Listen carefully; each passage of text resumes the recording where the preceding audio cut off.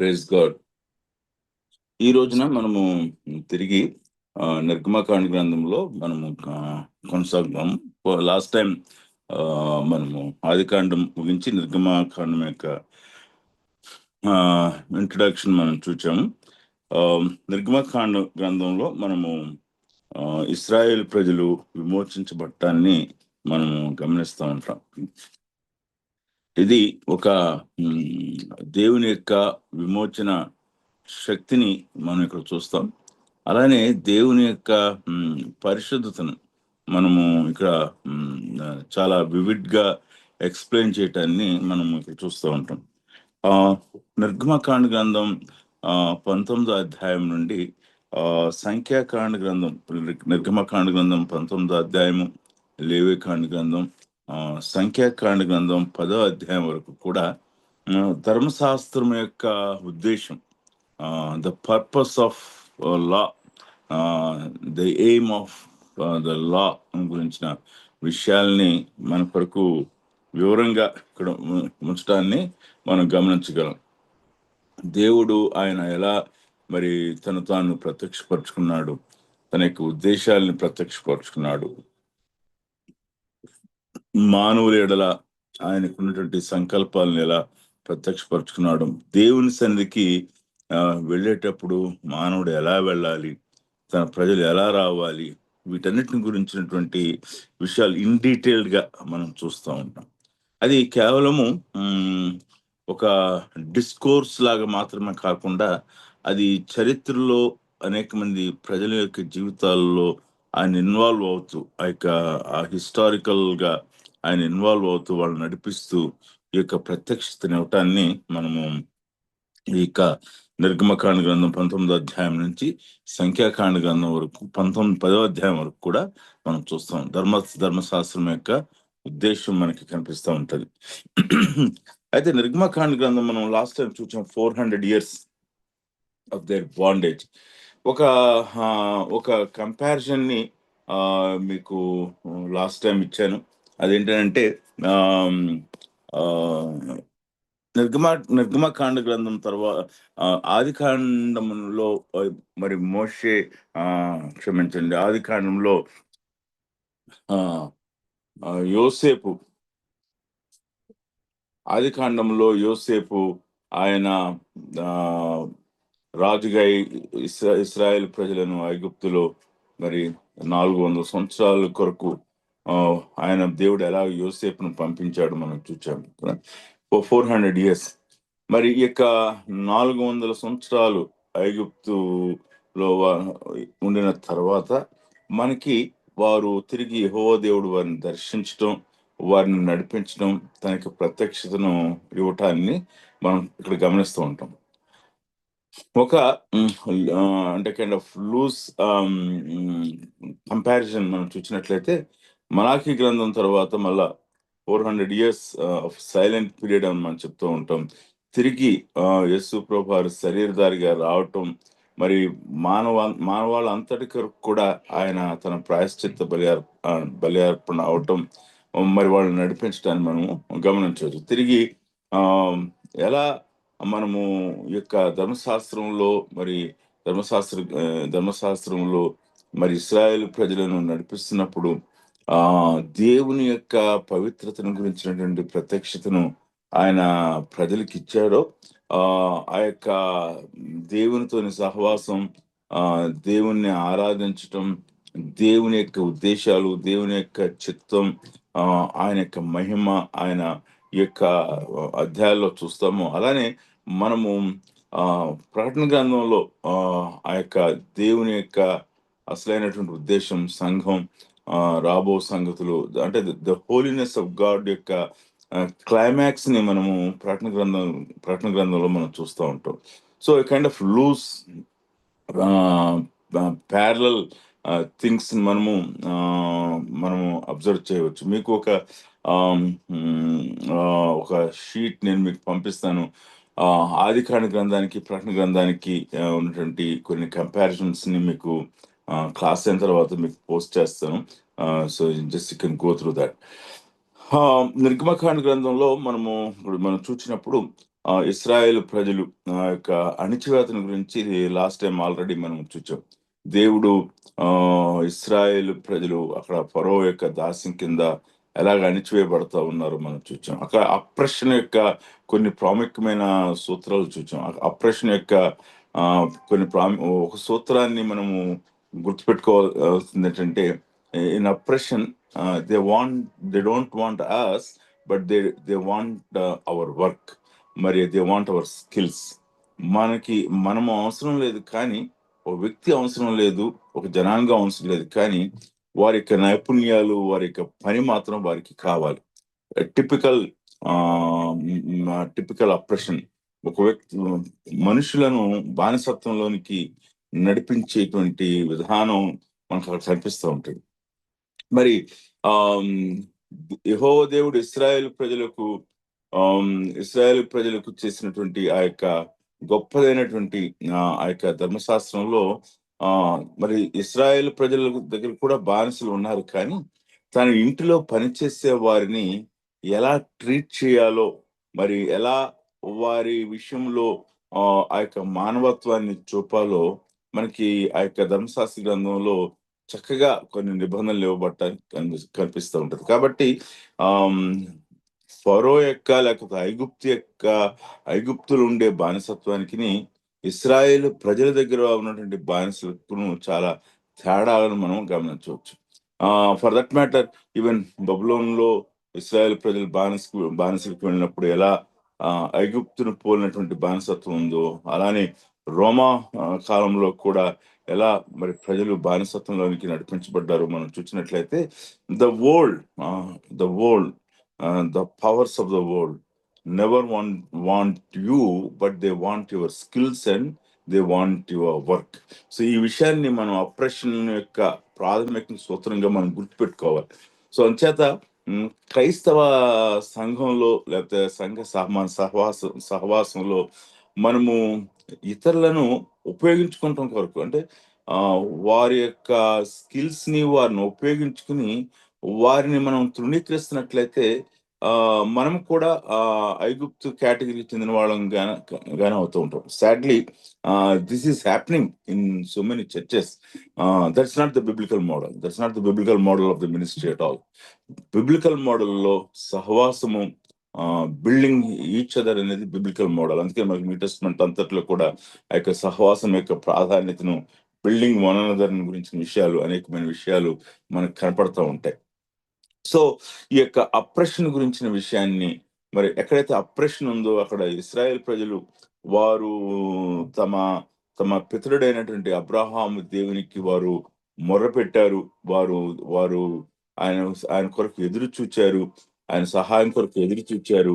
మరి వారికి ముందుగానే మరి తిరిగి మాకు వాగ్దాన దేశం ఉన్నది, ఇక్కడ ఐగుప్తులో మేము బానిసలుగా ఉండేటువంటి కాలము పూర్తయిన తర్వాత మేము తిరిగి మరి వాగ్దాన దేశానికి వెళ్తామనేటువంటి ఆ నిరీక్షణతో వాళ్ళు అక్కడ 400 years వారు ఉండటాన్ని మనం గుర్తుపెట్టుకోవాలి. సో ఈ యొక్క వారు తిరిగి వెళ్ళేటువంటి ఈ క్రమంలో మరి వారు ప్రార్థించడానికి, వారు ఎదురు చూడటానికి కారణం ఏంటంటే, వారికి ఇవ్వబడినటువంటి నిరీక్షణ. ఆ నిరీక్షణ ఏంటంటే, మీకు వాగ్దాన దేశాన్ని నేను ఇస్తాను. సో మనము కూడా, అంటే ఇక్కడ ఒక ప్రాక్టికల్ అప్లికేషన్ ఏంటంటే, 3వ అధ్యాయంలో యెహోవా దేవుడు నా ప్రజలు పెట్టి వారి మొర్రను నేను విన్నాను, వారి దురవస్థను నేను చూచాను, వారిని విడిపించడానికి నేను దిగి వచ్చాను అనేటువంటి ఆ యొక్క స్టేట్మెంట్స్ మనం చూస్తూ ఉంటాం కదా. అది మనకి ఒక గొప్పదైనటువంటి మోటివేషన్ అనమాట. ఏంటంటే మనకు కూడా దేవుడు మనలను కేవలము ఆయన నేను రక్షించాను కాబట్టి యు లివ్ లైఫ్, తర్వాత చనిపోయిన తర్వాత నా దగ్గరకు వస్తావు అన్న రీతిగా ఆయన మాట్లాడలేదు. He has given us hope. అందుకని మనకి నిరీక్షణ సజీవమైన నిరీక్షణగా మనం చూస్తున్నాం. ఆయన మీద ఆధారపడటానికి, ఆయన దగ్గర ఎదురు చూడటానికి మనకి ఈ యొక్క నిరీక్షణ ఇవ్వబడటాన్ని మనము గుర్తుపెట్టుకోవాలి. సో అది మనకి 3వ అధ్యాయం నుంచి మరి మనకి 6వ అధ్యాయం వరకు కూడా మరి మనకి కనిపిస్తూ ఉంటది. మరి మోషే యొక్క పిలుపు, మోషే మరి పంపబడటాన్ని మరి మనం చూస్తూ ఉంటాం. దేవుడు ఎన్నుకునేటప్పుడు తాను నాయకత్వం కొరకు తన పని నిమిత్తం ఎన్నుకునేటప్పుడు ఆయన తాను ఏమైతే ఎక్స్పెక్ట్ చేస్తున్నాడో ఆహ్, అవి ఆ వ్యక్తిలో ఫుల్‌ఫిల్ అయినప్పుడు ఆయనను ఆ పనిలో ఉపయోగించుకుంటాడు. దేవుడు మోషే యొక్క జీవితాన్ని స్పేర్ చేయటంలో ఒక ఉద్దేశ్యం ఉంది. మనకు తెలుసు. ఇక్కడ మోషే ఆ యొక్క పిలుపులో నా వల్ల కాదు. నేను నోటి మాంద్యం గలవాడను అని తను చెప్తున్నటువంటి అనేకమైన కారణాలు. హి gives number of excuses to escape from that greatest responsibility of redeeming people from the bondage. కానీ యెహోవా దేవుడు మోషేను నేను నిన్ను సిద్ధపరిచాను. నేను నీకు కావాల్సినటువంటి మరి ఆ యొక్క సహాయాన్ని నేను ఇస్తుంటున్నాను కాబట్టి నీ ద్వారానే నేను ఇశ్రాయేల్ ప్రజలను విడిపిస్తాను అనేటువంటి ఆ యొక్క ఎంఫటిక్ అష్యూరెన్స్ మనము ఈ యొక్క 3 అధ్యాయాల్లో నుండి మనం చూస్తా ఉంటాం. ఈ యొక్క మోషే యొక్క పిలుపులో ఆయన మరి ఆహ్, ఎలా దేవునికి ఆయన తన యొక్క విశ్వాసాన్ని ముందు కారణాలు చూపించినప్పుడు కూడా ఆయన దేవునికి లోబడ్డాడో మనకు కనిపిస్తా ఉంటది. 2వ అధ్యాయం నుండి మరి మనకి ఈ యొక్క ఆహ్, ఆహ్, 7వ అధ్యాయం వరకు కూడా దేవుడు మోషేను సిద్ధపరచటాన్ని, విమోచకుని సిద్ధపరచడాన్ని మనం చూస్తా ఉంటాం. మరి మోషే యొక్క బ్యాక్‌గ్రౌండ్ మనకు తెలుసు. ఆయన ఫరో కుమారుడుగా కుమార్తె యొక్క కుమారుడిగా పిలువబడ్డాడు. రాబోయేటువంటి ఆ యొక్క ఐగుప్తు దేశానికి వన్ ఆఫ్ ద ప్రామినెంట్ మరి అడ్మినిస్ట్రేటర్‌గా, లీడర్‌గా ఉండబోతా ఉంటున్నాడు. కానీ మరి తల్లి తాను అతను పాలు విడిచే వరకు కూడా తన యొక్క తల్లి సంరక్షణ ఉన్న కారణం చేత తల్లి తమ దేవుని గురించి, తమ పితరుల గురించి తమకున్న నిరీక్షణ గురించి మోషేకి చెప్పిన కారణం చేత ఆయన ఆయనలో ఉన్నటువంటి ఆ యొక్క బిబ్లికల్ వరల్డ్ వ్యూ చాలా మరి స్ట్రాంగ్‌గా లేకపోతే ద దేవుని గురించినటువంటి దృక్పథము, తన ప్రజలను గురించినటువంటి దృక్పథము, నిరీక్షణ గురించిన దృక్పథము, న్యాయమును గురించినటువంటి దృక్పథం ఆయనలో చాలా దృఢంగా ఉన్న కారణం చేత మనకు తెలుసు ఆ యొక్క ఆహ్, మోషే యవనస్తుడిగా ఉన్నప్పుడు ఆ యొక్క జస్టిస్ కొరకైనటువంటి ఆయన తపన చూస్తా ఉంటాం. మరి ఒక ఐగుప్తీయుడు హెబ్రీయులకు చేస్తున్నటువంటి అన్యాయాన్ని చూచి అతన్ని చంపివేయటాన్ని మనకి వ్రాస్తా ఉంటాడు. కానీ అదే సమయంలో మరి ఒక తోటి హెబ్రీయుడు కొట్లాడుకుంటున్నప్పుడు వాడిని సమాధానపరచడాన్ని మనం చూస్తున్నాం. అక్కడ మోషే యొక్క ఆయన ఆయన యొక్క ఆయన యొక్క హృదయం తన ప్రజల ఎడల ఆయనకున్న హృదయాన్ని అలానే శత్రువులు ఇస్రాయేల్ ప్రజలు చేసిన అప్రెషన్‌లో జస్టిస్‌ని ఎగ్జిక్యూట్ చేయాలి అనేటువంటి ఆ యొక్క తాపత్రయాన్ని చూస్తూ ఉంటాం.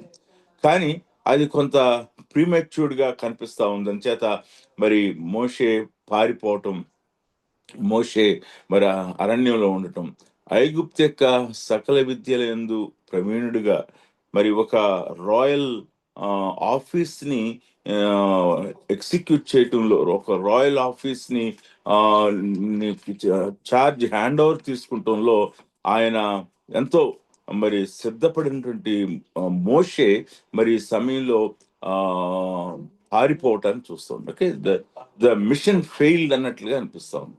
మిషన్ అకంప్లిష్డ్ కాదు గానీ, మిషన్ ఫెయిల్డ్ అన్నట్లుగా కనిపిస్తా ఉంటది. కానీ మనం చూచేదేంటంటే, దేవుని యొక్క ఉద్దేశంలో ah, for God the mission was not failed. మోషేకి మాత్రం ఆయన పారిపోయినప్పుడు ఎంత డిసప్పాయింట్‌మెంట్ అరే! నా ప్రజలే నన్ను అంగీకరించలేదనేటువంటి తాత్పర్యంలో మోషే ఉండుంటాడు. సో, కానీ for God he was not a failure. For God he is in the process of preparation. ఎందుకు అనంటే ఇస్రాయేల్ ప్రజలను మరి 40 సంవత్సరాలు అరణ్యంలో నడిపించాలి.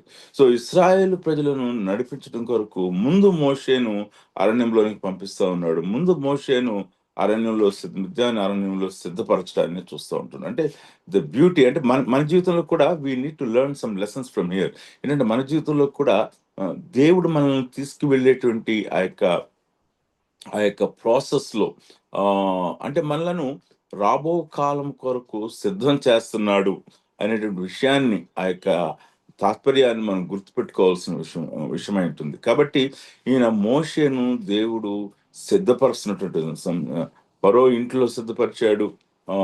ఐగుప్తు యొక్క సకల విద్యలు నేర్చుకున్నట్లో మరి చాలా మంది ఏమంటారంటే అది కంప్లీట్ గా జీరో అయిపోయింది అంటారు. జీరో కానవసరం లేదు.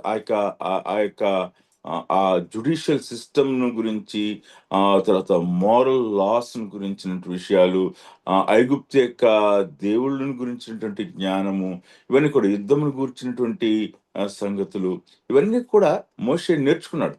కానీ దేవుని యొక్క జ్ఞానం ముందు అవి వ్యర్థమైన విషయాన్ని కూడా మోషే మాత్రమే అర్థం చేసుకున్నాడు. కాబట్టి మోషేకు బోత్ ఎండ్స్, లోకములో ఉన్నటువంటి జ్ఞాన సంబంధమైన విషయాలు, అలానే మరి దేవుని సంబంధమైన ప్రత్యక్షత వలన పొందినటువంటి జ్ఞానం రెండు కూడా మోషేలో ఉంటాయని మనం చూస్తున్నాం. The lord had prepared him. తన యొక్క ఆ యొక్క వీక్నెసెస్ లో తను ఎలాగ స్ట్రెంగ్త్ గా ఉండి ఆయన నడిపించాడో మనకు కనిపిస్తూ ఉంటుంది. దేవునితోని ఆ యొక్క మరి మరి ఆ గొప్పదైనటువంటి సహవాసంలో మోషే ఎలా కొనసాగాడు అనే విషయం మనకి ఇక్కడ కనిపిస్తూ ఉంటది. కాబట్టి 2వ అధ్యాయం నుంచి 7వ అధ్యాయం వరకు కూడా దేవుడు మోషేను సిద్ధపరిచినటువంటి విధానం, విమోచకుణ్ణి సిద్ధపరిచినటువంటి విధానాన్ని మనము చూడగలం. తిరిగి మనము ఈ యొక్క విమోచనలో మరి 6వ అధ్యాయంలో మనకి ఫరోతోని వివాదం కనిపిస్తూ ఉంటుంది.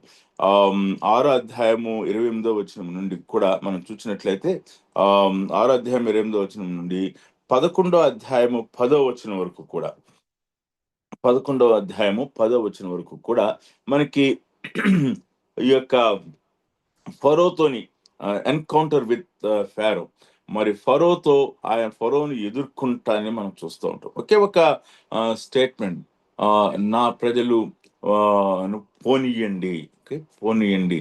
ఎందుకు పోనివ్వాలి? వారు అరణ్యంలో మా దేవుని మేము ఆరాధించాలి, కాబట్టి పోనీయండి. ఫరో చెప్పినటువంటి కొన్ని ఎక్స్క్యూజెస్ మనకి చాలా ఆశ్చర్యంగా అనిపిస్తుంది. నేను పోనివ్వనంటాడు, తర్వాత వెళ్ళమంటాడు, కానీ ఎక్కువ దూరం వెళ్ళొద్దు అంటాడు. ఎందుకు ఈ యొక్క తాపత్రయంలో ఫరో ఉన్నాడు అని అంటే, it's a free labour. Israelites are free labour. వారు ఊరికనే వచ్చినటువంటి మానవ వనరులు. అందుకనే చూడండి, నేటి దినాల్లో కూడా మనకి ఆ యొక్క ఫ్రీ లేబర్ కొరకు దేశాలు ఎలా మరి తోటి మానవుల్ని ఎలా హింసిస్తారో, ఎలా ఇది చేస్తారో మనకు కనిపిస్తూ ఉంటది. కాబట్టి మోషే మాట్లాడుతున్నప్పుడు కొంచెం దూరమే వెళ్ళండి, ఒకవేళ వీళ్ళు వెళ్ళిపోతారేమో అని. మరి వాస్తవానికి మనము మానవ చరిత్రలో ఒక లిబరేషన్ మూమెంట్ ఏదైనా ఉన్నట్లయితే, ఒక విమోచన లేక ఒక స్వాతంత్ర ఉద్యమం ఏదైనా ఉన్నట్లయితే వారు తమ హక్కుల కొరకు పోరాడేవారు. తమ హక్కుల కొరకు పోరాడేవారు. వారు తమ యొక్క స్థానికతను వారు వారు బలపరుచుకునే వారుగా ఉండేవారు. ఎందుకనంటే 400 సంవత్సరాలు వారి పితరుల నుంచి ఒక దేశంలో వారు ఉన్నారంటే వారు సంపూర్ణమైన స్థానికులుగా పరిగణించబడాలి. ఎక్సెప్ట్ జ్యూస్, యూదులు మాత్రమే వారు సంపూర్ణమైన స్థానికత్వాన్ని వారు కోరుకోలేదు. ఇది చాలా I don't know how you look at it. For me it's a point to wonder. Like America యొక్క హిస్టరీ మనం చూసినట్లయితే, అమెరికా యొక్క అమెరికా 400 సంవత్సరాల పైచిలుకులో అది స్థాపించబడినటువంటి దేశంగా ఉంది. కాబట్టి వాళ్ళు Americans, the native American, the first immigrants, వారు ఏమంటారంటే ఇది ప్లిమౌత్ బ్రదర్స్ వారు కనుగొన్నారు, మేము వాళ్ళకి వారసులం అని చెప్పుకుంటంలో వాళ్ళు చాలా అతిశయపడతారు. మరి 400 సంవత్సరాలు ఇస్రాయేల్ ప్రజలు ఈ యొక్క ఐగుప్తులు ఉండినప్పుడు కూడా మేము ఈ ప్రాంతానికి చెందిన వాళ్ళం కాదు అంటున్నారు. ఇది చాలా విచిత్రం. మరి ఇస్రాయేల్ ప్రజలు వెళ్ళిపోవటాన్ని వారు ఆశించట్లేదు, వారు అక్కడే ఉండాలి. కాకపోతే సెకండ్ క్లాస్, లో క్లాస్ సిటిజన్స్ గా ఉండాలి. ఈ యొక్క అనాలిసిస్ నన్ను ఎప్పుడు కూడా ఈ యొక్క ఆలోచన, మానవుని యొక్క పతనమైనటువంటి స్వభావంలో నుండి వచ్చిన యొక్క ఆలోచన నన్ను ఎప్పుడు కూడా ఆశ్చర్యానికి గురి చేస్తూ ఉంటుంది. కాబట్టి ఇక్కడ మనం చూసేది ఏంటంటే, మోషే ఫరోతో ఎన్కౌంటర్ చేయటాన్ని మనం చూస్తూ ఉంటాం. మనకి తెలుసు అక్కడ 10 తెగుళ్ళ గురించిన విషయాలు మనకి కనిపిస్తూ ఉంటాయి. 7వ అధ్యాయం 14వ వచనం నుండి 11వ అధ్యాయం వరకు కూడా మనకు కనిపిస్తూ ఉంటుంది. అది ఏమిటనంటే ఆ ఆ నీళ్లు రక్తంగా మారటము, కప్పలు, పేలు, ఈగలు, తర్వాత పశువులు మరణము, దద్దుర్లు, తర్వాత వడగండ్లు, మిడతలు, ఆ ఇలా చీకటి కమ్మటం, ఇలా 10 యొక్క తెగుళ్ళను మనము ఈ యొక్క అధ్యాయాల్లో మనం చూస్తుంటాం. అంటే దేవుడు తాను తన పనిని ప్రారంభించినప్పుడు he he he's making Moses to make an encounter with Pharaoh. ఆయన ద- మోషేను తన యొక్క ప్రతినిధిగా ఏర్పాటు చేసుకుని ఫరోతో ఆయన ఆయన ఫరోతో ఆయన మరి మాట్లాడమంటున్నాడు. ఫరోని ఎదుర్కోమని చెప్తున్నాడు. ఫరో దగ్గరికి మళ్ళీ మళ్ళీ వెళ్తున్నాడు. With a greater miracles he is meeting Pharaoh. Okay, గొప్పదైనటువంటి అద్భుతాల ద్వారా ఆయన మోషేను కనుగొనటాన్ని, మోషే ఫరోని ఎదుర్కోవటాన్ని మనం ఇక్కడ చూస్తూ ఉన్నాం. తిరిగి మనము 12వ అధ్యాయం నుండి మనం చూసినట్లయితే 12వ అధ్యాయం అంతా కూడా మనం చూసినప్పుడు ఇక్కడ మరి ఈ యొక్క గొప్పదైనటువంటి నిబంధన మనకి ఏర్పడుతుంది. మరణదూత ఇస్రాయేల్ ప్రజల్లోని జ్యేష్ఠులందరినీ కూడా ఆ అక్కడ హతమార్చడానికి గురించిన విషయం, పస్కా బలి ఇవ్వటానికి గురించినటువంటి విషయాన్ని మనం చూస్తున్నాం. పస్కా బలి యొక్క ప్రాధాన్యత పస్కా బలి యొక్క ప్రాధాన్యతను మనం చూస్తున్నాం. ఇక్కడ నుంచి మనకి ఇస్రాయేలు ప్రజలులో ఇస్రాయేలు ప్రజలు విడిపించబడటానికి మరి ఆ యొక్క దేవుడు తన యొక్క ఫైనల్ జడ్జ్మెంట్ ని ఐగుప్తు మీదకి తీసుకువచ్చే ముందు, so the account is done, it is finalise and it is closed. Now the judgement is coming. మరి ఇక్కడ తీర్పు వస్తుంది. ఈ తీర్పు ఏమిటంటే, మీరు నా మాట వినలేదు, మీ మీదకు నా యొక్క తీర్పులు పంపిస్తున్నాను, నేను న్యాయాన్ని ఎగ్జిక్యూట్ చేస్తున్నాను అనే విషయాన్ని తెలియచేస్తా ఉన్నాడు. కాబట్టి ఇక్కడ ఇస్రాయేల్ ప్రజలను ఐగుప్తు దేశం నుంచి పంపించడానికి, ఇదిగో మీరు నా ప్రజలను పంపించలేదు, మీరు నా ప్రజలను దోచుకున్నారు, రైట్? సో కాబట్టి తీర్పు ఏమిటనంటే, ఇదిగో మీలో ఉన్నటువంటి జ్యేష్ఠులందరినీ కూడా నేను తీసివేయబోతుంటున్నాను. ఆ ఫరో యొక్క దేశములో ఉన్న జ్యేష్ఠులందరూ కూడా, ఫరో యొక్క పశువులో ఉన్న జ్యేష్ఠమైనవన్నీ కూడా ఒకే రాత్రి అవన్నీ కూడా చంపబడటం. It's a kind of targeted. మరి కేవలము జ్యేష్ఠులను మాత్రమే ఆయన మరి చంపటం అనేది, ఇది ఇట్స్ వెరీ ప్రిసైజ్ అనమాట. మన సర్జికల్ వార్ అంటాం, అంటే to the point. So the first surgical war, if at all you want to think about it is this. ఇది అనమాట. ఏంటంటే ఐగుప్తు యొక్క దేశంలోని జ్యేష్ఠులందరినీ ఆయన హతమార్చబోతూ ఉంటున్నాడు. కాబట్టి మరణదూత మరి ఐగుప్తు పాళెంలోనికి వస్తుంటున్నాడు, ఐగుప్తు దేశంలోనికి వస్తున్నాడు, దేశమంతా కూడా ఆయన సంచారం చేయబోతా ఉన్నాడు. కాబట్టి మీరు ప్రొటెక్ట్ చేయబట్టం కొరకు ఇస్రాయేల్కు 12వ అధ్యాయంలో ఇస్తుంటున్న ఆ యొక్క గొప్పదైనటువంటి ఆ యొక్క పస్కా బలిని గురించిన విషయం చూస్తూ ఉంటాం. అందుకనే ఇక పస్కా పండుగ యొక్క ఆ యొక్క సిగ్నిఫికెన్స్ మనకి మొత్తం త్రూఅవుట్ ది హిస్టరీ వాళ్ళ యొక్క పండుగల్లో ఒక ప్రాముఖ్యమైన పండుగగా ఉంటాం మనము గమనించగలం.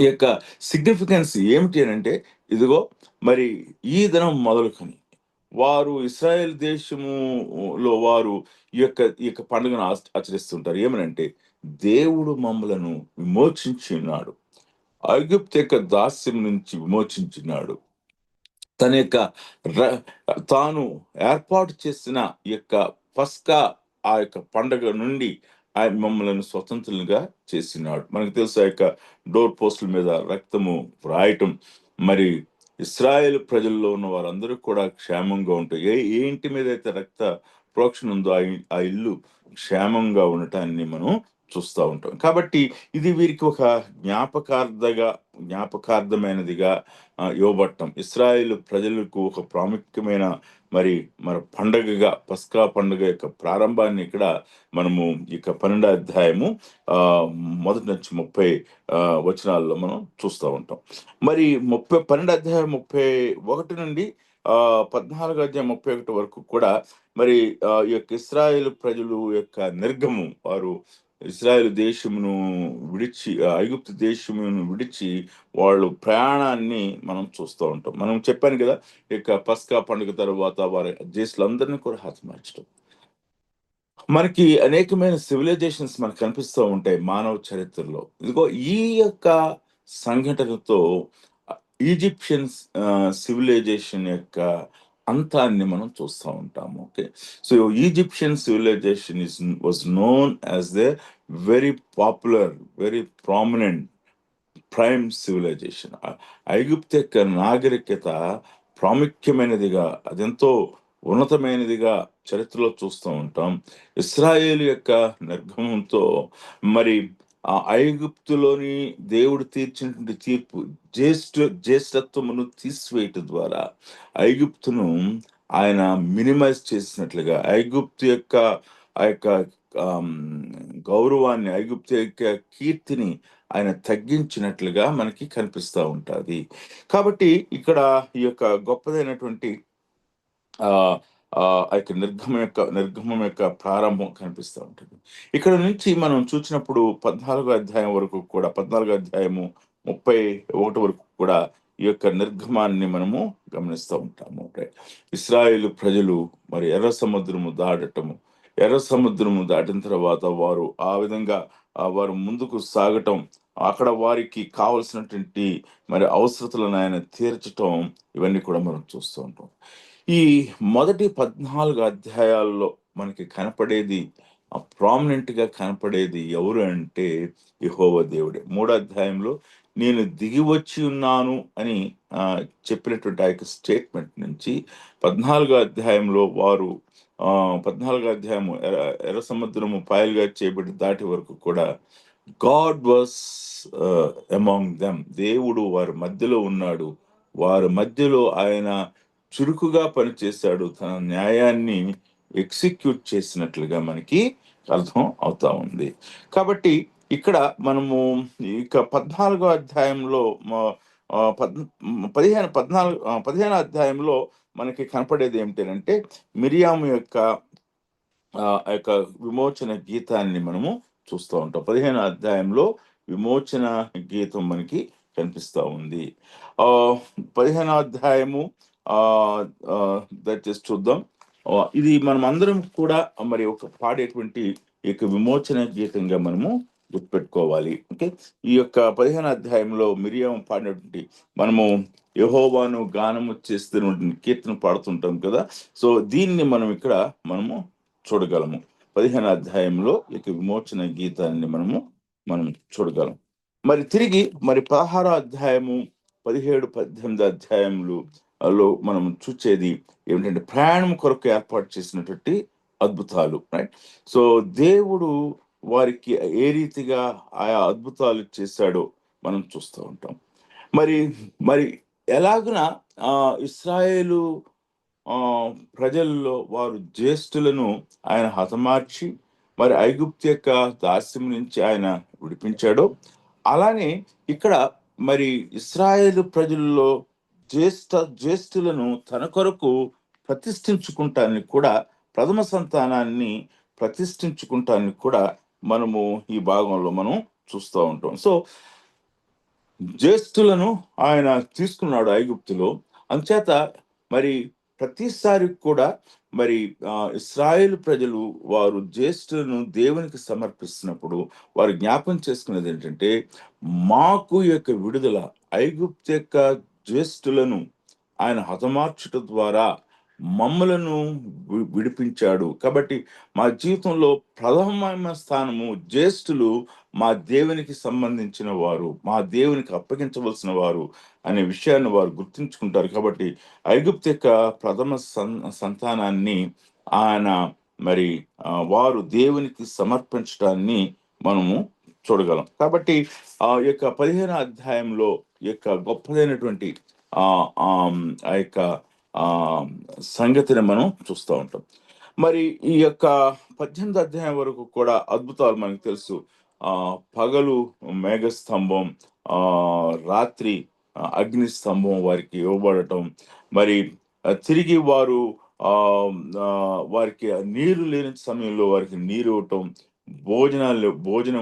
భోజనాన్ని అని ఇవ్వటం, మన్నాను వారికి సంపూర్ణమైన ఆహారంగా ఇవ్వటాన్ని మనం చూస్తూ ఉంటాం. తిరిగి పూరేళ్లను ఆయన పంపించడం మనం చూస్తూ ఉంటాం. ఈ రీతిగా మరి దేవుడు వారిని ఆ తన యొక్క ఆ ప్రజల యొక్క అవసరతలను తీర్చుటలో దేవుడు తన యొక్క నమ్మకత్వాన్ని కనపరచడాన్ని మనం ఇక్కడ చూస్తూ ఉంటాం. కాబట్టి 12 అధ్యాయం నుండి 15 అధ్యాయం నుండి 18 అధ్యాయం వరకు కూడా గాడ్స్ మిరాక్యులస్ ప్రొవిజన్స్, మరి దేవుడు తన యొక్క అద్భుతమైన రీతిలో ఇశ్రాయేలు ప్రజలను సంరక్షించటము, పోషించటము గురించిన విషయాల్ని మనము ఇక్కడ చూస్తూ ఉంటాం. మరి 19 అధ్యాయం నుండి 24 అధ్యాయం వరకు మనం చూసినట్లయితే 19 అధ్యాయం నుండి 24 అధ్యాయం వరకు కూడా మనం చూసినట్లయితే ఇశ్రాయేలు ప్రజలతో దేవుడు చేసినటువంటి నిబంధన మనకి కనిపిస్తూ ఉంది. 19 అధ్యాయం నుండి 24 అధ్యాయము 11వ వచనం వరకు కూడా మరి ఇశ్రాయేలు ప్రజలతో దేవుడు చేసినటువంటి నిబంధన మనకి కనిపిస్తా ఉన్నది. ఇక 10 ఆజ్ఞల గురించిన విషయాన్ని మనము 19 అధ్యాయం నుండి మనకి ప్రారంభమవుతుంది. 19 అధ్యాయం నుండి 24 అధ్యాయం వరకు మనం చూస్తూ ఉంటాం. ఈ యొక్క దేవుని యొక్క ఆజ్ఞల గురించి మనం ఆలోచన చేసేటప్పుడు, దేవుని యొక్క ఆజ్ఞలను గురించి మనం ఆలోచన చేసేటప్పుడు దేవుని యొక్క ఆజ్ఞలు మరి మనము 3 రకములుగా మనం ఆలోచన చేయవచ్చు. మోషే ధర్మశాస్త్రంలో ఉన్నటువంటి దేవుని యొక్క ఆజ్ఞలను మనము we can divide them into 3 different categories. అవి సామాజిక చట్టాలు, సోషల్ లాస్, అంటే ఒక కమ్యూనిటీకి సంబంధించింది. ఉదాహరణకు సామాజిక చట్టం, మీలో తగాదా జరుగుతూ ఉంది, మీలో తగాదా జరుగుతూ ఉన్నది. ఒక వ్యక్తి మరొక వ్యక్తిని చంపాడు. అతనికి మరణశిక్ష, కంటికి కన్ను పంటికి పన్ను అనేటువంటి ఆ యొక్క మాట, రైట్? మరి తాను చేసినటువంటి కీడుకు ప్రతిగా శిక్ష, అదే తరహా శిక్ష అతనికి విధించబడాలి. మీలో కుమారుడు తండ్రికి వ్యతిరేకంగా తిరుగుతూ ఉన్నాడు, తండ్రిని కొడుతున్నాడు, తండ్రిని దూషణ చేస్తున్నాడు, తల్లిదండ్రులను అవమానపరుస్తున్నాడు, సంఘ పెద్దల దగ్గరికి తీసుకురావాలి, సంఘ పెద్దలు మధ్య పర్యవేక్షించాలి. తను మార్చుకోకపోతే మరి అతనికి మరణశిక్ష విధించాలి, right? Death penalty, right?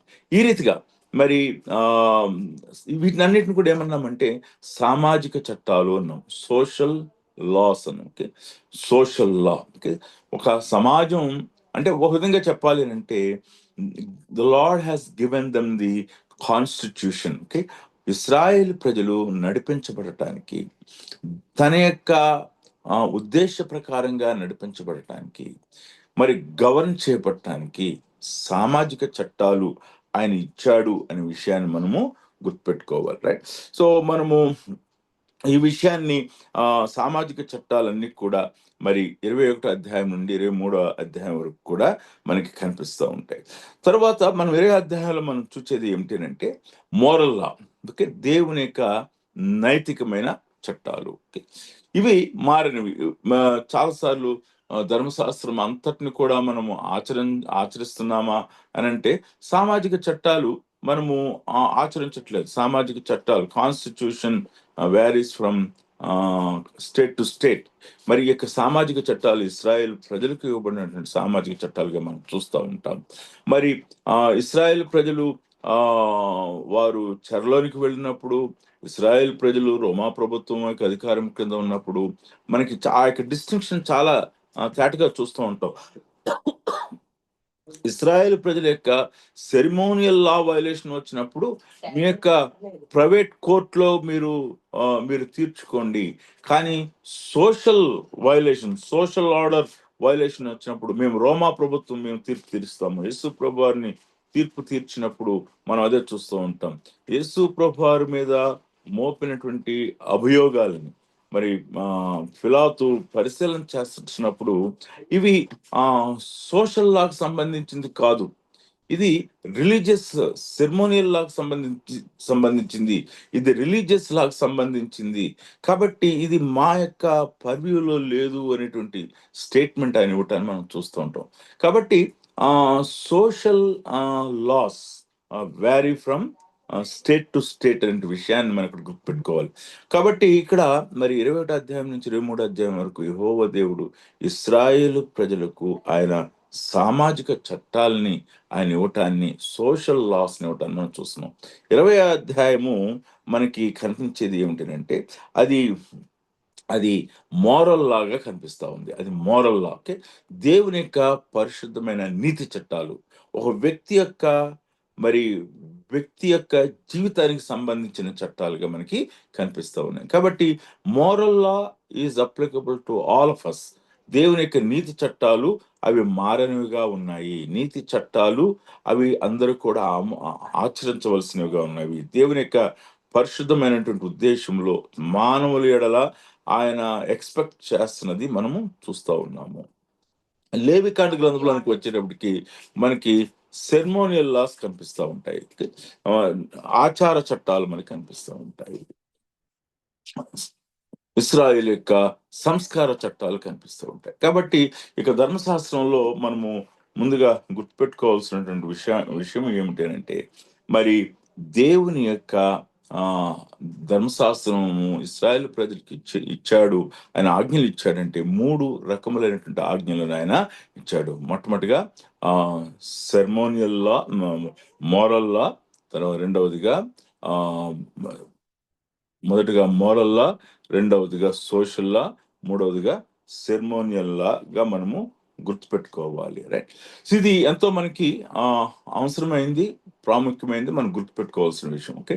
Ceremonial లాలో ఏదైతే ఉన్నదో అవి యేసుక్రీస్తు ప్రభువారిలో ఎలా నెరవేరాయో మనము తర్వాత కాలంలో మనము న్యూ టెస్టమెంట్ చదివేటప్పుడు ఆయా ఎపిసోడ్స్ లో వాళ్ళు ఎలా దాన్ని ఎక్స్ప్లిసిట్ గా తెలియచేస్తారో మనం గుర్తుపెట్టుకోవచ్చు. కాబట్టి ఇవన్నీ కూడా మనకి ఇప్పుడు యేసుక్రీస్తులో అవి నెరవేర్చబడ్డావు. కాబట్టి we don't follow the ceremonial law, we follow the fulfiller of the ceremonial law, our Lord Jesus Christ.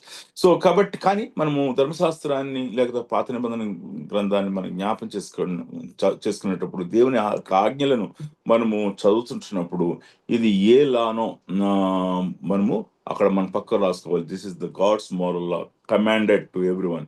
This is God's ceremonial law, this is God's civil law, God's civil order, constitution, God's constitution to his people అనే విషయాన్ని మనము ఆ యొక్క distinction మనం గుర్తుపెట్టుకోవాల్సిన వాళ్ళమై ఉంటున్నాం.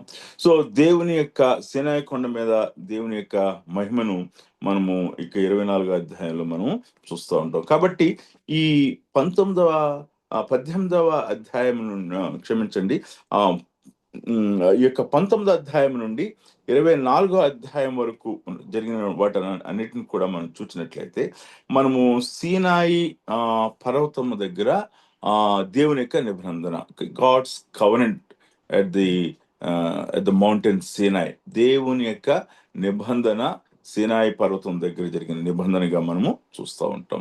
So ఇది ప్రాముఖ్యమైనటువంటి ఇశ్రాయేల్ ప్రజలకు చేయబడినటువంటి ప్రాముఖ్యమైన నిబంధనగా మనము గుర్తుపెట్టుకోవాలి. రైట్.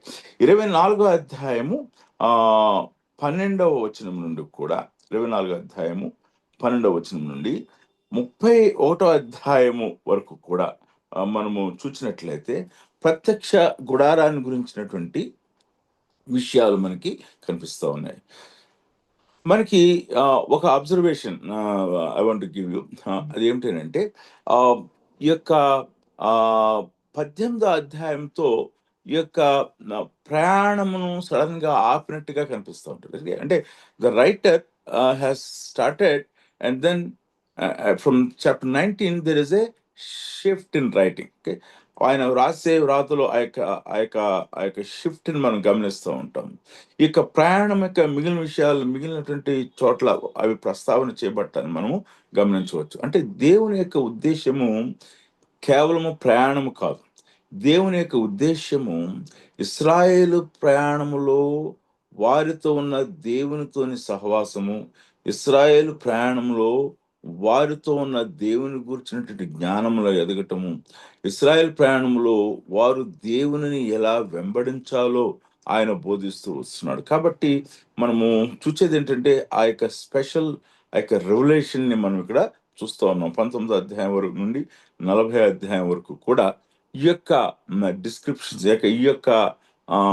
ఈ యొక్క సంగతులను మన కొరకు వ్రాయించి ఉంచడాన్ని మనం చూస్తా ఉంటాం. రైట్. 24వ అధ్యాయం నుండి మనం చూసినట్లయితే మనకి ఈ యొక్క ప్రత్యక్ష గుడారం గురించినటువంటి సంగతులు మనకి కనిపిస్తా ఉంటాయి.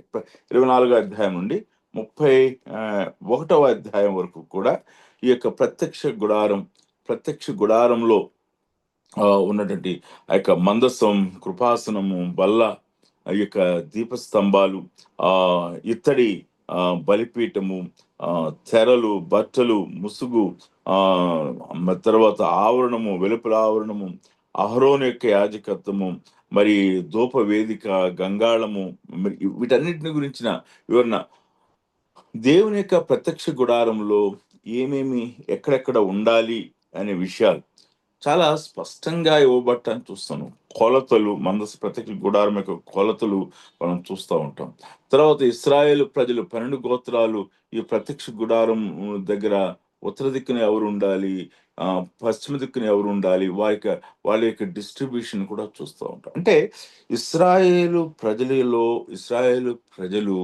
వారు వాగ్దానం దేశంకు వెళ్ళేటువంటి క్రమంలో వారికి మరి మోషే ఆయన ప్రవక్తగా ఉన్నాడు.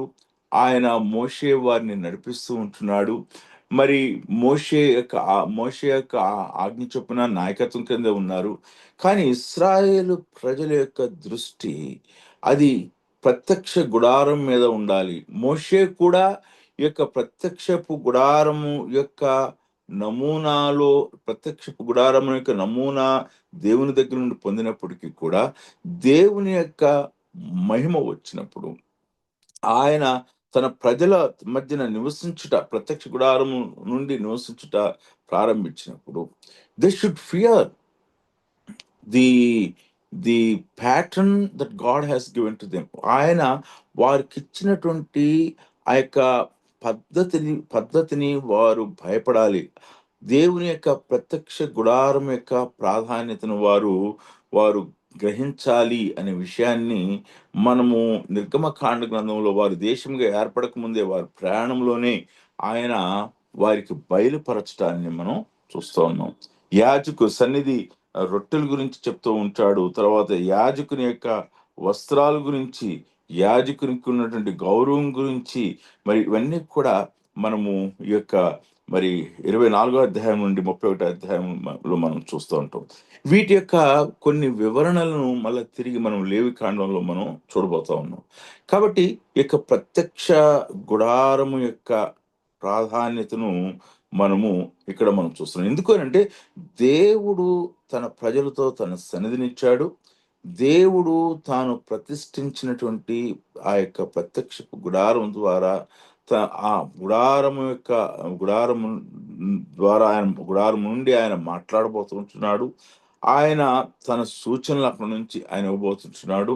దేవుని యొక్క చిత్తమును వారు ఎరిగి తమ యొక్క ప్రయాణాన్ని కొనసాగించాలి అనేది దేవుని యొక్క ఉద్దేశమై ఉంటున్నది. కాబట్టి ఇది ఎంతో ప్రాముఖ్యమైనదిగా ఈ యొక్క దేవుని యొక్క ప్రత్యక్ష గుడారం గుండా వారు వెళ్ళినారు. మందసాన్ని వారు మరి ఏలీ కాలం వరకు కూడా మందసాన్ని వారు కాపాడినట్లుగా కనిపిస్తుంది. ఏలీ కాలంలో మనకు కనిపిస్తూ ఉంటది. మరి ఎలాగున మందసము పట్టబడిందో మొదటి సమయాల గ్రంథంలో మనం చూస్తాం. తిరిగి దావీదు రాజుగా అయ్యే వరకు కూడా మందసము రాకపోవటాన్ని మనకు కనిపిస్తూ ఉంటది. ఆ తరువాత దావీదు మందసాన్ని తిరిగి తీసుకురావటం, ఆ తర్వాత దేవాలయం కట్టటము, ఇవన్నిటిని విషయాన్ని ఆ యొక్క ఫ్లో ఆఫ్ థాట్ ని మనము చూడగలం. అంచేత ఇశ్రాయేలు ప్రజలు వారు వారికి దేశంలో దేవాలయం, temple is the sacred thing అనేటువంటి, temple is a very important thing అనే విషయాన్ని వారు అలా ఆలోచన చేయటానికి, దాన్ని ప్రాముఖ్యమైనదిగా తీసుకోవడానికి గల కారణము, మూలం ఎక్కడి నుంచి ఉందంటే ప్రత్యక్ష గుడారం దగ్గర నుంచి ఉండటాన్ని మనము చూడవచ్చు. ఆ ఆ అంచేత మరి హెబ్రీయులకు రాసిన పత్రికలో ఈ యొక్క టెంపుల్‌నే ఆయన గ్రంథకర్త తీసుకొని, దేవాలయం కంటే గొప్పవాడు యేసు ప్రభువారు అనే విషయాన్ని అక్కడ ఆయన వివరించడాన్ని మనం హెబ్రీయులకు రాసిన పత్రికలో చూస్తూ ఉంటాం. కాబట్టి హెబ్రీయులకు రాసిన పత్రికలో దేవాలయం గురించినటువంటి విషయము, మరి ఆ యొక్క ప్రాముఖ్యమైన విషయాలు మనము చూడాలంటే మనం పాత నిబంధన గ్రంథములు వీటిని మనము చదవాలి. కాబట్టి దేవుని యొక్క నియమాలు, God gives a pattern, and God gives the numbers, God gives the measurements, and it is in God's mind for people. దేవునికి, ఆయనకు ఒక పద్ధతి ఉన్నది, ఆయనకి లెక్కలు ఉన్నాయి, ఆయన మానవులకి ఇస్తాడు. ఈ విషయాన్ని మనము రూఢిగా తెలుసుకోవాలి. అంటే దేవుని యొక్క నడిపింపు కొరకు ఎదురు చూచేవారు, దేవుని చేత నడిపించబడాలి అని కోరుకునేవారు, దేవుని యొక్క పద్ధతిలోనికి రావాలి, ఆయన యొక్క ఆజ్ఞల్లోకి రావాలి, ఆయన యొక్క చిత్తములోకి రావాలి. So we need to go into God's pattern, right? పరలోకపు ఆ యొక్క పద్ధతిలోనికి వెళ్ళాలి. ఆయన సంఘ పరిచర్య కూడా మరి దేవుని యొక్క పద్ధతిలోనే మనం చేయాలి. సాడ్లీ ఈ రోజున మన యొక్క సంఘ పరిచర్యలు అనేకమైనవి దేవుని యొక్క పద్ధతిలో జరగట్లేదు. కారణం ఏమిటి అంటే, మనము అనేకమైన లోక పద్ధతులను మనం అడాప్ట్ చేసుకుంటున్నాం. అవి దేవునికి ఇష్టమైనవి కాదు. దేవుని యొక్క పని దేవుని యొక్క పద్ధతిలోనే జరగాలి. Our spiritual walk should be in line with God's pattern. ఆయన మన కొరకు నిర్దేశించినటువంటి పద్ధతిలో ఉండాలి అనేటువంటి విషయాన్ని మనము మళ్ళీ మళ్ళీ మనము చూస్తూ ఉంటాము, రైట్? కాబట్టి 24 నుంచి మరి 31 వరకు కూడా మనం చూసినప్పుడు దేవుని యొక్క ప్రత్యక్షతను గురించినటువంటి విషయాలు మనకి ఇక్కడ కనిపిస్తా ఉన్నాయి. అయితే 32 నుంచి 34 వరకు మనం చూసినట్లయితే, 32 అధ్యాయం నుండి 34 అధ్యాయం వరకు మనం చూసినట్లయితే, ఇశ్రాయేలు ప్రజలు వారు చేసినటువంటి పాపము, వారి యొక్క అవిధేయతను మనం ఇక్కడ చూస్తుంటాం. నిబంధనను మేరటాన్ని మనం చూస్తూ ఉంటాము.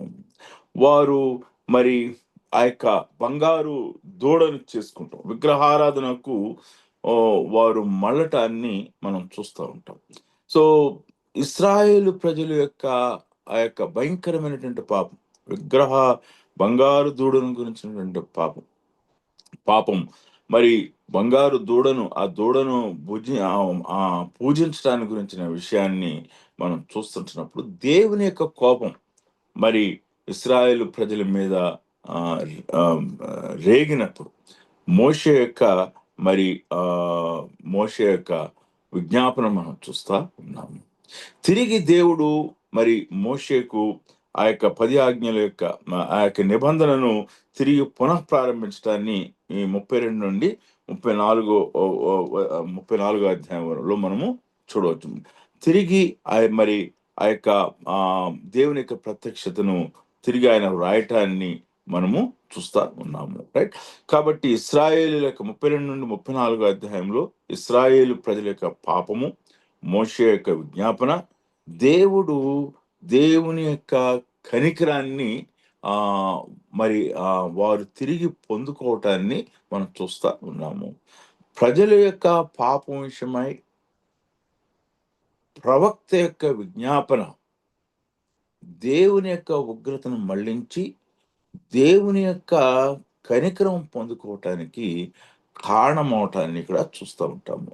ఇక్కడ మనకి ఈ యొక్క 32, 34 అధ్యాయాలు మనకి మరి ఒక రివైవల్, చర్చ్ రివైవల్, సంఘములో ఉజ్జీవానికి కావలసినటువంటి సూత్రాన్ని ఇక్కడ మనము ప్రాక్టికల్‌గా మన యొక్క ప్రెజెంట్ డే సిట్యుయేషన్ కొరకు మనము తీసుకోవచ్చు. అదేంటనంటే దేవుని యొక్క ప్రజలు విగ్రహారాధనను బట్టి అంటే దేవుడు కాకుండా ఏదైనా ప్రయారిటీ ఉన్నప్పుడు ఆ విగ్రహారాధన నుంచి లోనికి వెళుతుంటున్నప్పుడు దేవునికి దూరంగా ప్రజలు వెళ్తున్నటువంటి ప్రజలను విషయమై ఆయన కోపం వారి మీద ఉన్నది, ఆయన తీర్పులు వారి మీద ఉన్నాయి.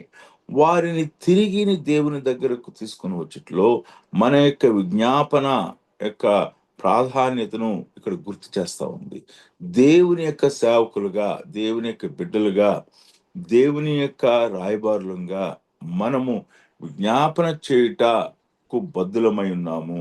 దేవుని దగ్గర బ్రతిమలాడుకుంటకు పిలువబడ్డాము అనే విషయాన్ని ఇక్కడ మనము ఇక ప్రాక్టికల్ మన యొక్క స్పిరిచువల్ లైఫ్ కొరకు అయినటువంటి అప్లికేషన్ మనం తీసుకోవచ్చు. అందుకనే మనము మోషే యొక్క పరిచర్య క్షమించండి, పౌలు యొక్క పరిచర్య అంతట్లో కూడా నూతన నిబంధన గ్రంథంలో ఈ ఒక్క ఎపిసోడ్‌లో కూడా, ఒక్క పత్రికలో కూడా ఆయన ప్రార్థన చేయలేదు, ప్రార్థన లేకుండా ఉన్నటువంటి విజ్ఞాపన లేకుండా ఉన్నటువంటి ఒక పత్రికను కూడా మనం చూడం. ప్రతి పత్రికలో కూడా మరి పౌలు యొక్క విజ్ఞాపనలు మనం చూస్తా ఉన్నాము.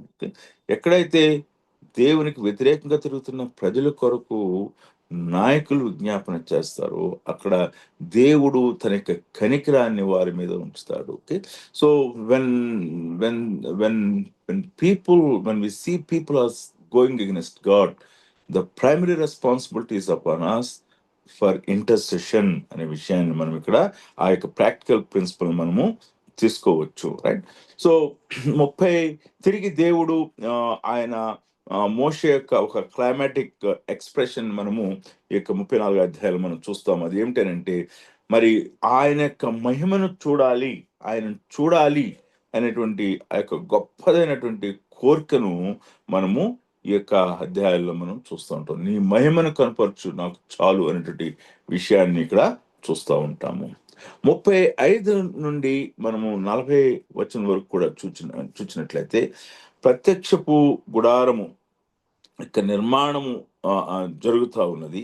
దాని కొరకు ఆయన ఏర్పాటు చేసినటువంటి వాటిని మనం చూస్తూ ఉంటాము. మోషే మరి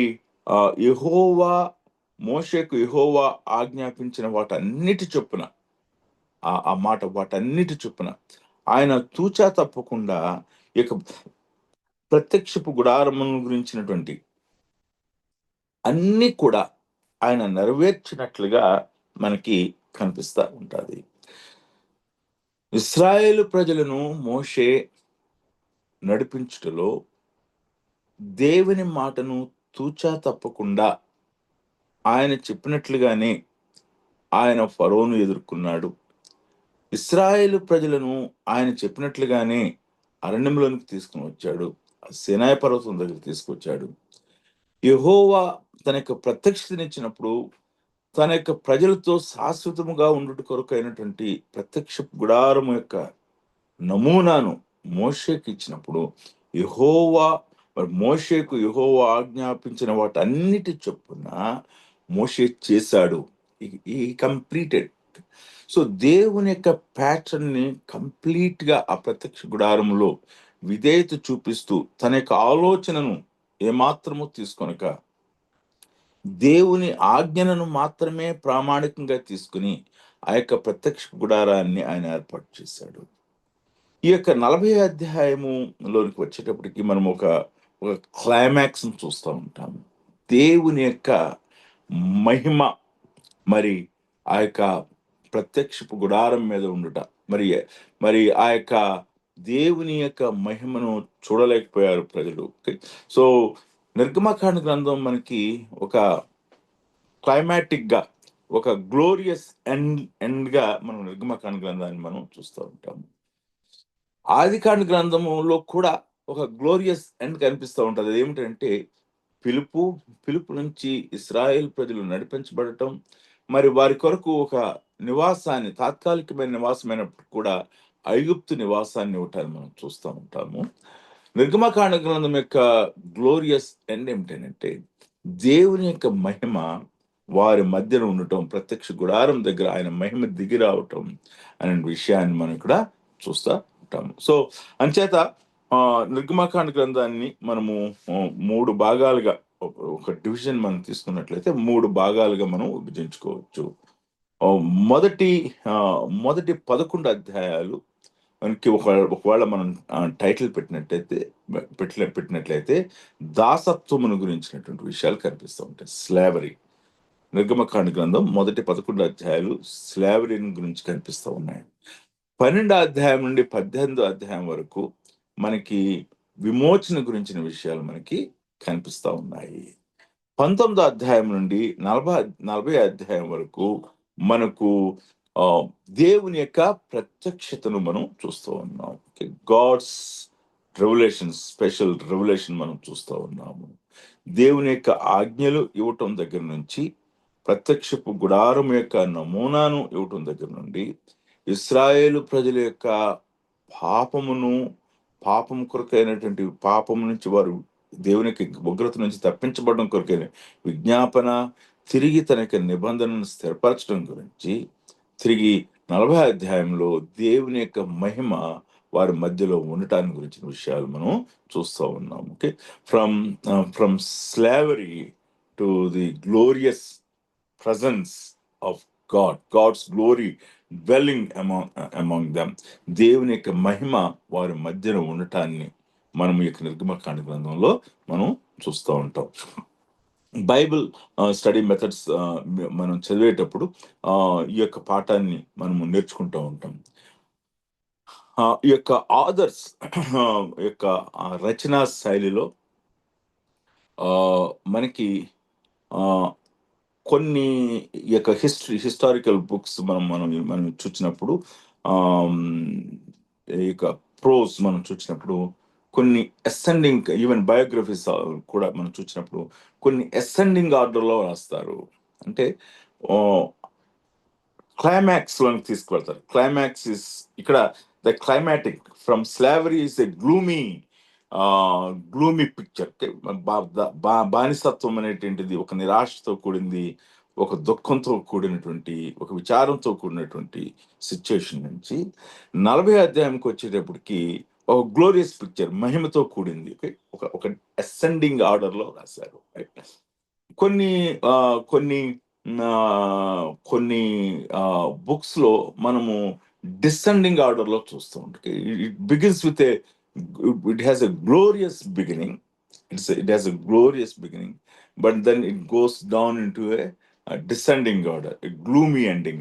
సో ఈ యొక్క ఆర్డర్ ని మనము బుక్స్ చదివేటప్పుడు, లేకపోతే బయోగ్రఫీస్ చదివేటప్పుడు మనం గుర్తుపెట్టుకోవాలి. Is this biography is in ascending order? Is this biography in a descending order? Okay. Is this book written in a ascending order? Is this written in a descending order? అనేటువంటి ఆ యొక్క simple principle మీరు గుర్తుపెట్టుకోండి. Reading of the books makes us an exciting reading, right? So ఇక్కడితో మనకి నిర్గమకాండ గ్రంథం ముగిసింది. మనము నిర్గమకాండ గ్రంథం యొక్క ప్యారలల్ ని చాలాసార్లు మనము ఈ యొక్క మన స్పిరిచువల్ లైఫ్ కి మనం అస్క్రైబ్ చేస్తూ ఉండటాన్ని మనము గమనించవచ్చు, రైట్? నెక్స్ట్ మనం చూసేది లేవికాండ గ్రంథం. లేవికాండ గ్రంథంలో మనకి ప్రాముఖ్యంగా కనపడేది మనకి ఏమిటంటే బలి అర్పణలు. ఓకే, బలులు, తర్వాత పండుగలు. సో లేవికాండ గ్రంథం యొక్క వివరణను మనము నెక్స్ట్ క్లాస్ లో మనం చూస్తాము. ఈ యొక్క ఎందుకు ఈ యొక్క బలులు ఇచ్చి ఉన్నాడు, ఒక్కొక్క బలి యొక్క సిగ్నిఫికెన్స్ ఏమిటి, ఒక్కొక్క బలి అర్పణ యొక్క ప్రాధాన్యత ఏమిటి అనే విషయాన్ని, అలానే ఒక్కొక్క పండుగ యొక్క ప్రాధాన్యత ఏమిటి అనే విషయాన్ని మనం చూస్తాం. అంటే ఈ యొక్క లేవికాండ గ్రంథాన్ని మనం చదువుతున్నప్పుడు ఈ యొక్క మానవునికి బలి అర్పణ యొక్క ఆవశ్యకతను, దేవునితో మానవుడు సహవాసం చేయట దేవుని యొక్క ఉద్దేశం,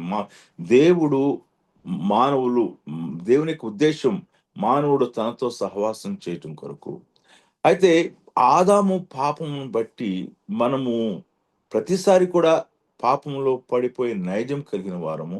అయితే దేవునితో ఆ సహవాసం కొరకు యొక్క బలి అర్పణ యొక్క అవసరత ఎలా ఉన్నది అనే విషయాన్ని మనం ఈ బలి అర్పణ గురించి మనం చదివేటప్పుడు మనం నేర్చుకోబోతూ ఉన్నాం. అంటే ఇక లేవికాండ గ్రంథాన్ని చదువుతున్నప్పుడు దేవునితోని సహవాసం కొరకు రక్తం యొక్క ప్రాధాన్యతను చాలా స్పష్టంగా వివిడ్గా వేరు వేరు బలి అర్పణలను గురించిన విషయాలు తెలియచేస్తున్నప్పుడు వారు వివరించడాన్ని మనం చూస్తాం, రైట్? సో కాబట్టి వచ్చే క్లాస్లో ఎక్స్క్లూజివ్గా మనము ఈ యొక్క లెవిటికస్ని గురించిన విషయాలు, లేవికాండ గ్రంథాన్ని మనము ధ్యానం చేస్తాం, రైట్? సో ఇక్కడితో మనము ఈరోజు క్లాస్ నేను ముగిస్తున్నాను. Will come next class and then we will continue from where we are living. లేవికాండ గ్రంథాన్ని మనం పూర్తిగా వచ్చే క్లాస్లో మనం నేర్చుకున్నాం. మరి ఒకరు ప్రార్థన చేయండి. I think sister Anusha morning I could not hear her. Maybe she can pray. Anusha గారు ఉన్నారా? ఓకే. సో అనుష గారు లేనట్లయితే Ram, Joseph Ram will pray. పరలోకమందున మా తండ్రి, ప్రభువా మీకు వందనాలు, మీకు స్తోత్రములు చెల్లిస్తున్నాం తండ్రి. దేవా, ఈ రీతిగా దేవా ఓల్డ్ టెస్టిమెంట్ సర్వే చేయడానికి మాకు ఇస్తున్న కృపను బట్టి మీకు వందనాలు, స్తోత్రములు చెల్లిస్తున్నాం ప్రభు. అయినా మీ వాక్యాన్ని ఇంకా బాగా ధ్యానించడానికి, ఎన్నో కొత్త విషయాలు నేర్చుకోవడానికి దేవా మా అందరికీ సహాయం చేయండి.